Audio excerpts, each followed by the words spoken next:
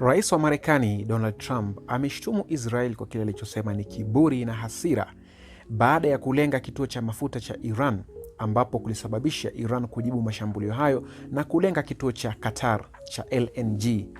Kituo hicho kinatengeza mafuta asilimia 50 dunia nzima. Kwenye mtandao wake wa Truth Social, rais wa Marekani Donald Trump aliandika haya: Israel, kwa hasira kwa kile kilichotokea katika Mashariki ya Kati, imeshambulia kwa jeuri shambulio kubwa la kituo kinachojulikana kama South Pars Gas Field nchini Iran. Sehemu ndogo kiasi yoyote imepigwa. Marekani haikujua chochote kuhusu shambulio hili maalum, na nchi ya Qatar haikuhusika kwa njia yoyote, umbo au namna yoyote, wala haikujua kuwa lingetokea.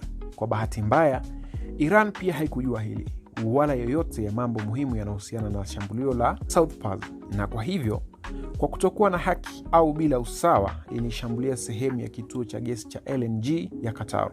Hakuna shambulio zaidi litakalofanywa na Israel kuhusiana shamba hili la gesi la South Pars lenye umuhimu mkubwa na dhamani mkubwa, isipokuwa Iran ikiamua kwa kutokuwa na busara kushambulia mtu asiye na hatia katika kesi hii Qatar.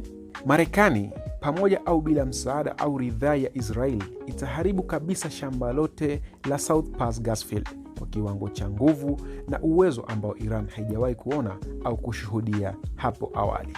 Hayo yalikuwa ni maneno ya Donald Trump baada ya mambo kuchemka katika Mashariki ya Kati. Sijui wewe unalipi la kusema? Usisahau kusubscribe na kuacha pia comment yako kwenye comment section.